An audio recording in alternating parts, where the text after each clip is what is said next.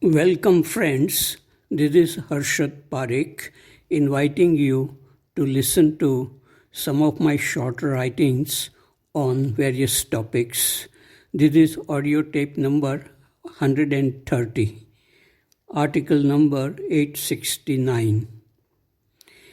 As soon as the sun set in the west, the full moon rose in the east above Shambhu Hill.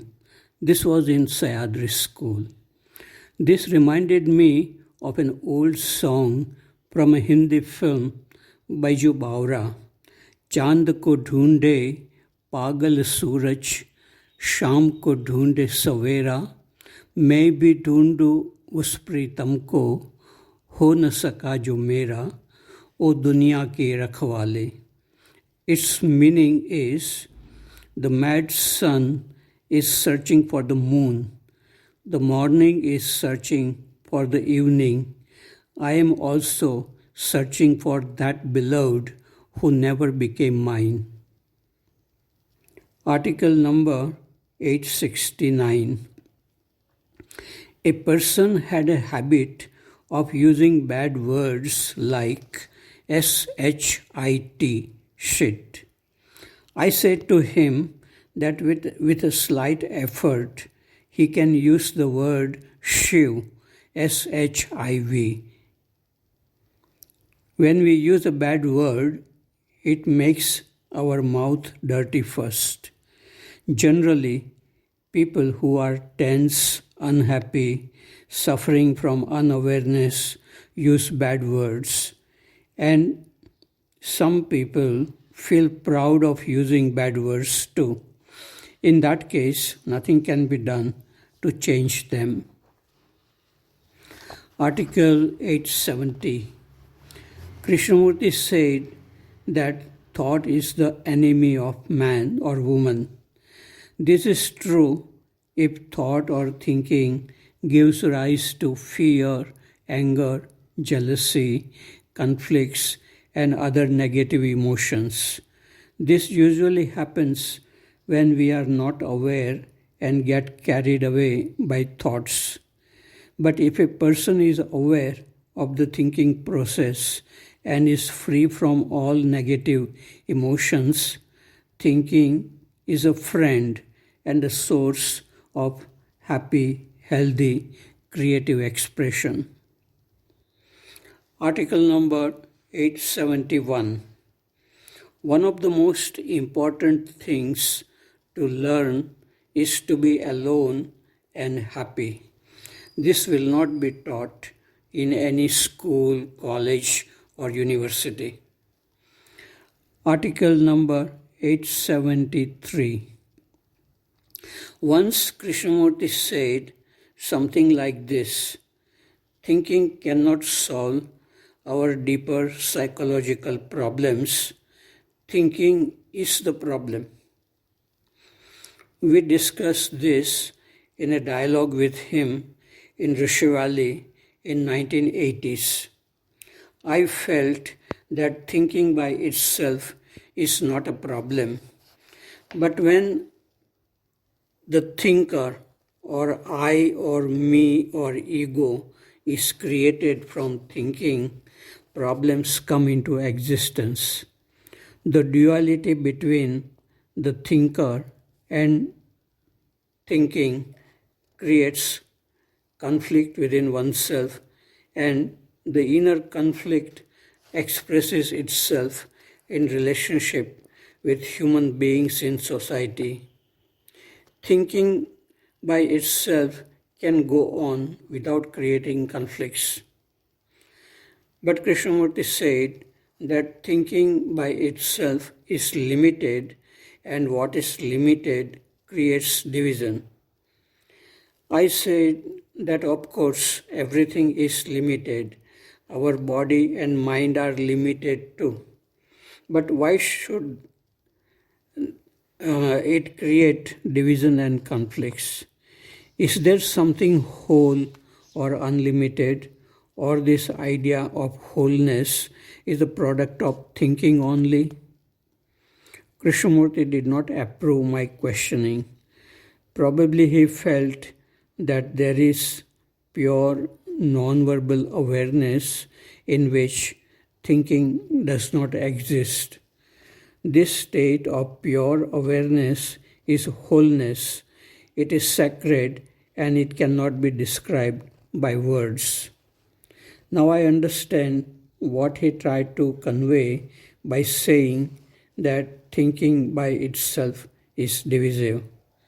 One can get caught in the thinking process and miss the feeling or state of pure awareness. In the light of this pure awareness, all problems created by thinking are dissolved. Article number 873. J. Krishnamurti said to U.G. Krishnamurti, quote, "The world is burning with violence and destruction. What will you do?" Unquote. U.G. Krishnamurti answered, quote, "I will let it burn completely. Then something new will come out." Unquote. The world has been burning for thousands of years. Thousands of wars have been fought all over the world and millions have died. The preparation for war is going on in India, Pakistan, China, America, and other countries are involved too. Billions of dollars are used for buying weapons instead of using this money for education and creating a happy earth. What can I do as an individual? Am I burning too within myself with anger, fear, jealousy, conflicts in relationship? If I am, can I quench the fire in the world? Should not I find peace and clarity within myself by looking inward and first quench the fire burning within me? Then only I can do something to quench fire in the world.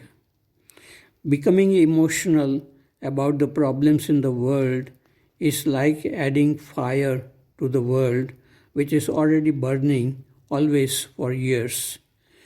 That is why J. Krishnamurti talked about looking inward and bringing about psychological revolution within oneself. It means to be free from unhealthy emotions like fear, anger, competitions, jealousy, etc. It means to be at peace within, to have good feelings for people, to have love which is free from attachments. In short, one must quench the fire burning within to do something constructive to quench the fire burning in the world. Article 874. I joined Sayadri School in 1998 as a teacher. In the same year, the study center also started there. At that time, only barren buildings made of cement existed as the study center cottages. There were no trees around. It looked very ugly.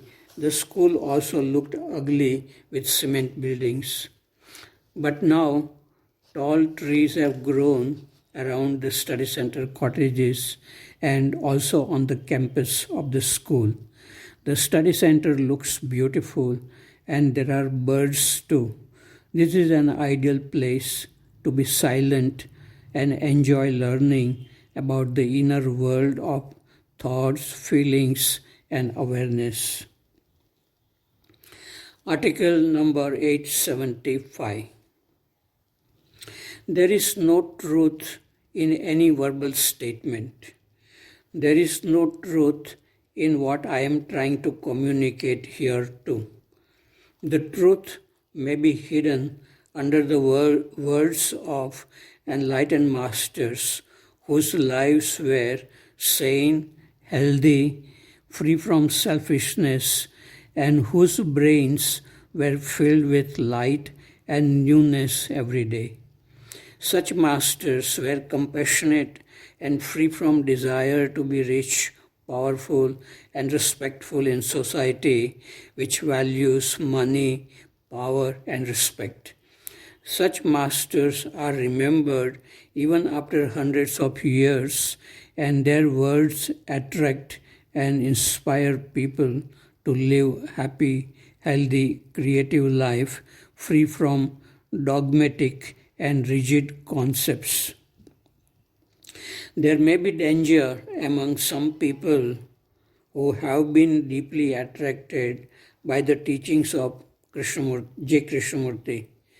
Sometimes they can become too dogmatic and reject everything that has been said by traditional masters. They only follow the logical arguments and consider that to be the final truth. Truth can be logical, but logic is not truth. Truth transcends logic, which is the invention of the human mind. In truth, there is no division. Division comes from the fragmented human mind, which admires only one particular teaching and one particular teacher. To sense the truth hidden below the words, one needs a mind which is free from concepts and knowledge. Knowledge is an obstacle in sensing truth. Scholarly knowledge is a distorting factor in perceiving truth. One must be free from all concepts one has acquired by reading Krishnamurti's books to understand Krishnamurti.